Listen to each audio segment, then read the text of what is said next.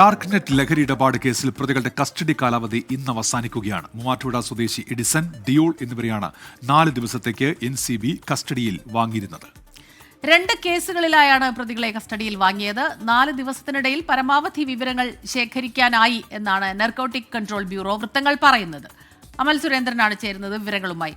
അമൽ, അപ്പോൾ ഈ കസ്റ്റഡി കാലാവധി അവസാനിക്കുമ്പോൾ ഇനി കൂടുതൽ ദിവസം കസ്റ്റഡി അപേക്ഷ ആവശ്യപ്പെടുമോ, അതോ ഈ അടുത്ത നടപടികളിലേക്ക് കടക്കുക എന്നുള്ളതാണോ ഇനിയുള്ള തീരുമാനം?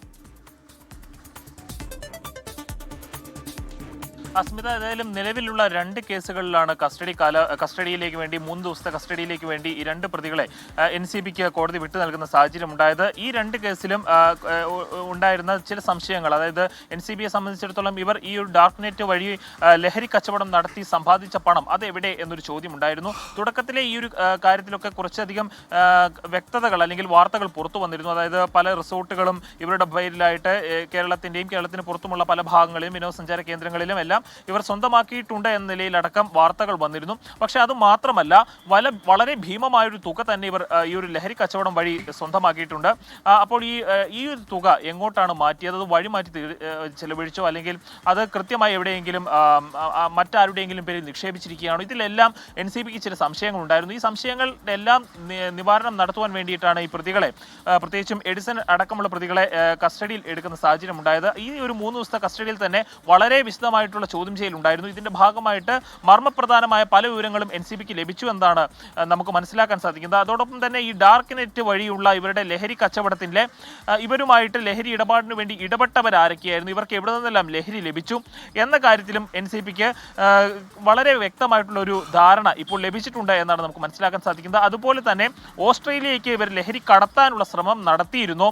ഈ ഒരു വിഷയങ്ങളിലും NCB ഒരു കൂടുതലായിട്ടുള്ള അന്വേഷണത്തിലേക്ക് നീങ്ങുകയാണ്. അതോടൊപ്പം തന്നെ പ്രതികളിൽ ഒരാളുടെ ഭാര്യയായിട്ടുള്ള അഞ്ജുവിനെ വീണ്ടും കസ്റ്റഡിയിൽ വാങ്ങാനുള്ള ഒരു സാഹചര്യം ഉണ്ട് എന്നും അന്വേഷണ ഉദ്യോഗസ്ഥർ നമ്മളുമായിട്ട് പങ്കുവെക്കുന്നുണ്ട്.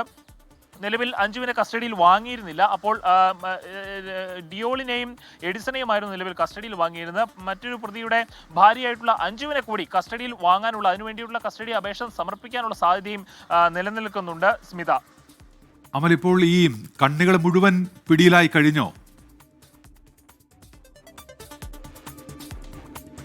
ഉന്മേഷ്, എന്തായാലും കേസിന്റെ ഈ ഒരു ഘട്ടത്തിൽ കണ്ണികൾ മുഴുവൻ പിടിയിലായി കഴിഞ്ഞു എന്ന് നമുക്ക് പറയാൻ സാധിക്കുന്നതല്ല. നമുക്കറിയാവുന്നതാണ്, നേരത്തെ ഈ എഡിസൺ പിടിയിലായി എന്നൊരു വാർത്ത വന്നപ്പോൾ തന്നെ ഡാർക്ക് നെറ്റിന്റെ ഒരു സബ്വേഷനിൽ വേറൊരു വെബ്സൈറ്റിൽ വന്ന് പ്രത്യക്ഷപ്പെട്ട ഒരു വാർത്ത, ഒരു മെസ്സേജ് അന്ന് വലിയൊരു വാർത്തയായി തീരുന്ന സാഹചര്യം ഉണ്ടായിരുന്നു. അത് പ്രകാരം എഡിസൺ പിടിയിലായിരിക്കുന്നു, ബാക്കി എല്ലാവരും തെളിവുകളെല്ലാം നശിപ്പിച്ച്, അതായത് ഈ ലഹരി വാങ്ങിയതിന്റെ തെളിവുകൾ എന്തെങ്കിലും ഒരു ഡ്രാഫ്റ്റ് ഫോമിൽ കയ്യിലുണ്ടെങ്കിൽ അത് കത്തിച്ച് ചാരമാക്കി വെള്ളത്തിൽ കളക്കി കളയണം എന്നടക്കം വരെ ഉള്ള രീതിയിൽ പോലും മെസ്സേജുകൾ കൈമാറുന്ന ഒരു സ്ഥിതി ഈ ലഹരി കാർട്ടലിന്റെ ഇടയിൽ തന്നെ ഉണ്ടായതായി വാർത്തകൾ പുറത്തു വന്നിരുന്നു.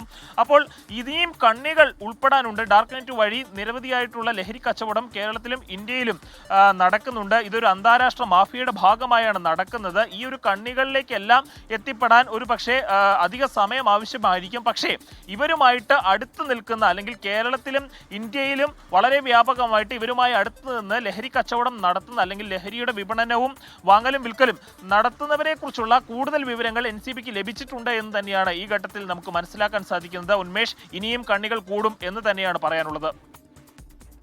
ശരി, അമൽ സുരേന്ദ്രനാണ് കൊച്ചിയിൽ നിന്ന് വിവരങ്ങൾ നൽകിയത്.